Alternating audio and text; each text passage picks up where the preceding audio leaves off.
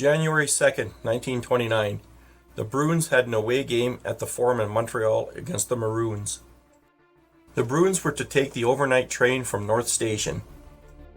All the players arrived for the trip except for one, Eddie Shore. Bruins GM Art Ross had implemented a hard rule that if any of his players missed the train, he would be fined $500. Due to extenuating circumstances, Eddie missed the train that night. This is his story. As the train began to slowly roll away from the platform, Eddie could be seen running frantically, trying to catch up, hoping he could jump onto the last car, but he could not catch the train. Eddie later explained that his taxi had been tied up in traffic, which caused him to be late.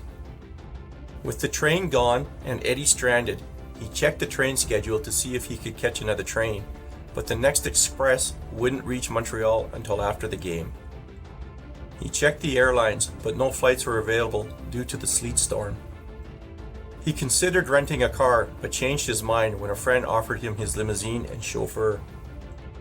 At 11:30 p.m., Shore and the chauffeur embarked northward on a harrowing 350-mile trip in the black of night in the cold, snow-covered New England mountains. The roads were not paved, and there weren't any sanders on the treacherous roadway. The chauffeur was driving at 3 miles per hour. When Shore noticed this, he berated the driver. He apologized and said he didn't have any chains and that maybe we should head back to Boston. That's when the car slid off the road and onto the edge of the ditch. Shore took over driving the car and drove to an all-night service station where he had the attendant install chains. By this time, the storm had intensified into a blizzard. Back on the road with the car encased in thick snow and only one windshield wiper, the lone blade froze to the windshield. Shore removed the top half of the windshield to see. Windshields were partly removable in those days. By 5 a.m., with his face frozen from the direct icy blasts of winter, the car began to lose traction due to the chains being worn out. After rounding a bend in the road, Shore was able to spot the lights of a not too distant construction camp. Once there, he was able to have the gas station attendant install new chains. Back on the road again, Shore struggled to keep the car on the road. 4 times he hit the ditch, and each time he was able to get the car back on the road. At 3 in the afternoon, the second set of chains wore out. At this point, Shore had the chauffeur take the wheel.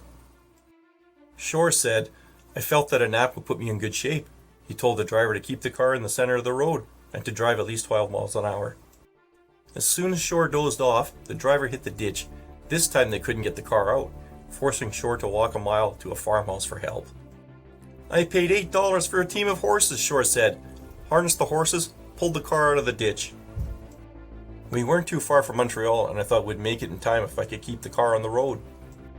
At 5:30 p.m., Shore pulled up to the Windsor Hotel, where the Bruins stayed, ironically the same hotel where the NHL was founded. He hobbled into the lobby and nearly collapsed. He was in no condition for hockey, Ross said. His eyes were bloodshot, his face was frostbitten and windburned, his fingers bent and set like claws after gripping the steering wheel for so long. And he couldn't walk straight. I figure his legs were almost paralyzed from hitting the brake and clutch. Shore ate a steak dinner, his first meal in 24 hours. Coach ordered him to get some sleep. Shore rejected the coach's order, opting for a 20 or 30-minute nap. Teammates Dit Clapper and Cooney Whalen entered Shore's room an hour later. They gently nudged him. Shore was unresponsive. They rolled him off the bed and onto the floor. Still no response. Whalen poured several glasses of water over Shore's face, finally awakening him. This time, he immediately insisted on playing. Art Ross refused his demand to play over concerns that he was still too weak and vulnerable to injury.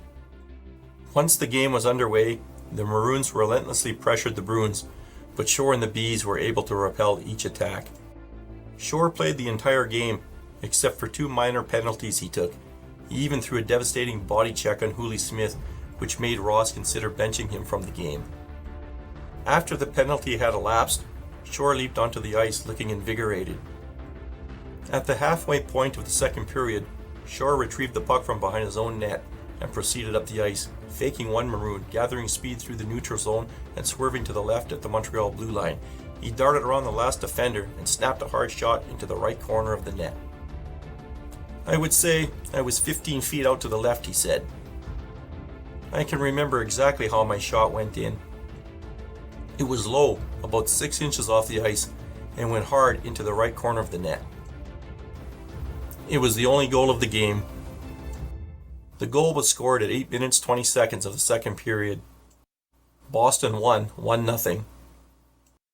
Almost 24 hours after his ordeal began, Shore showed no signs that he was the worse for wear.